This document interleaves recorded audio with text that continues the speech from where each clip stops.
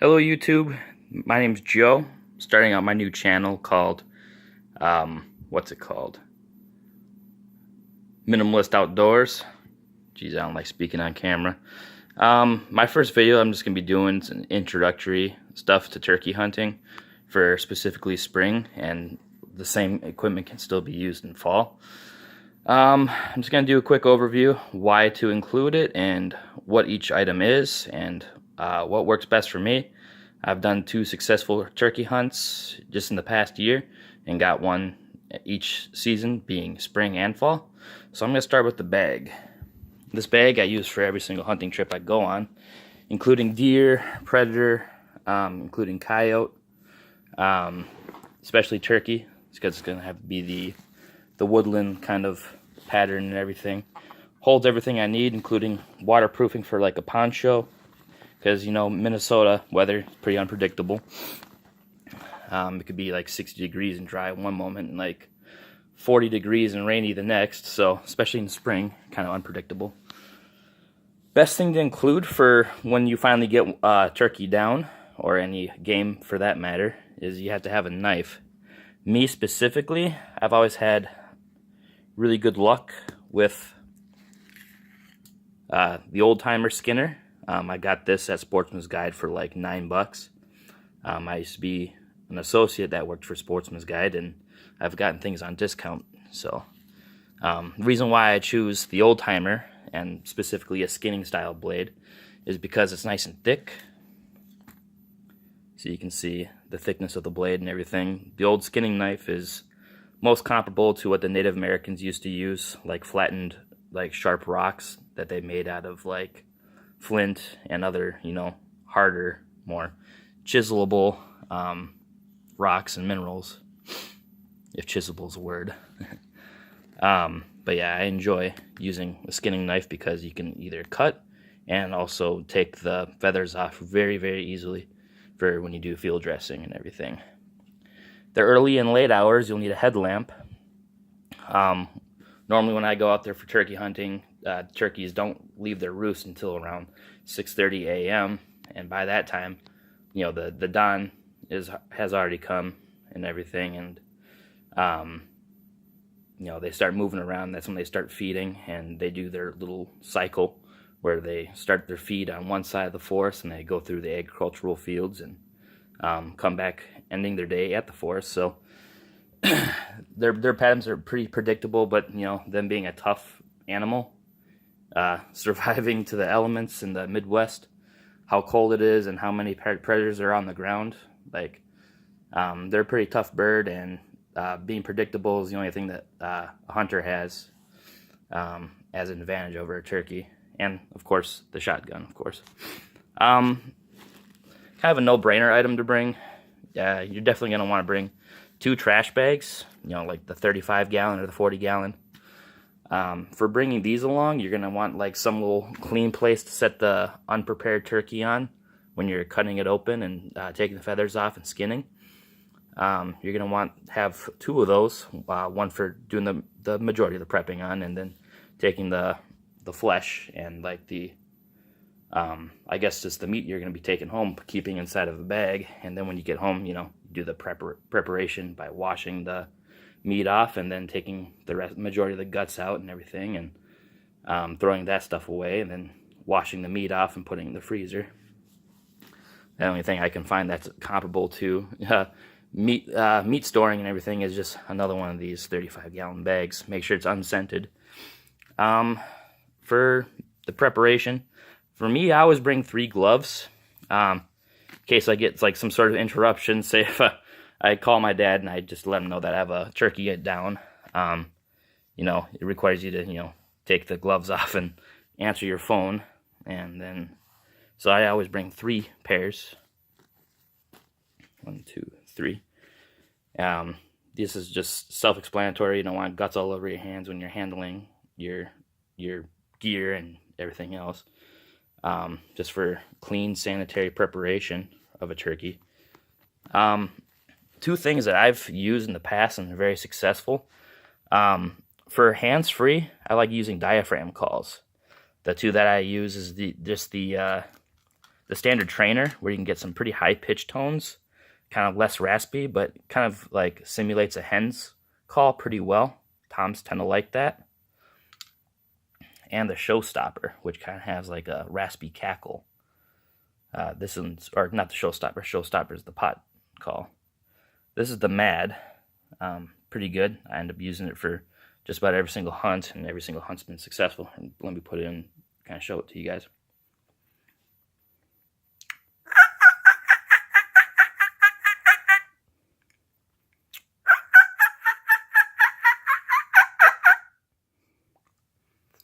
They respond pretty well. In the spring, they tend to cackle back, and like you'll hear like multiple dominant toms in one area, giving you a response back. In the area that I hunt, it tends to be like lightly forested, because I hunt in like an island of trees, and it's like in the middle of like a soy field and a cornfield, so it's pretty primo spot. Here's your standard pot call, where you just use this dowel to make kind of like a vibrating, cackling noise. That requires both your hands, because you can also adjust the way you want your call to sound by covering up the different holes. This is what gets you your freezer full. When I say freezer full, I mean getting the bird and putting it in your freezer. Number 5 shot, I found to be very great when it comes down to grouping. Of course, you're going to need a shotgun with a full choke. Full choke or extra full choke, specifically for turkey. 5 shot is just light enough to get enough BBs in the pattern, but heavy enough to just take the bird down.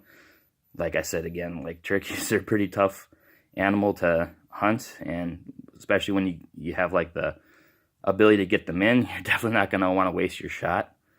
But this stuff, I've had great success in the past, and I have my shotgun pattern in for it, and I'm not going to be using anything else, because why fix what ain't broke? All right, most importantly, the tool to get the job done. The thing that I find the most useful, or the best, I guess, trait that a turkey gun has, is of course being a shotgun. Some people, they prefer like using like single projectile and everything, but depending on what state you're in, it's kind of illegal. So Minnesota, you have an animal giving it a more sporting chance. Shotgun is definitely the best weapon to take with turkeys instead of using a bow. I just have this like $9 sling with the extra shell holders. You know, this is a CZ 712 utility 12 gauge. It's got a 20-inch barrel. This thing was advertised for being like home defense, tactical, 3-gun, and medium range or short range hunting gun. This right here, I won't use anything else for turkey. This right here, I won't use any other shotgun. It's semi-automatic. The safety's right here. It's all chrome lined on the inside, you know, keeping it nice and reliable and like not as, you know, vulnerable to the elements.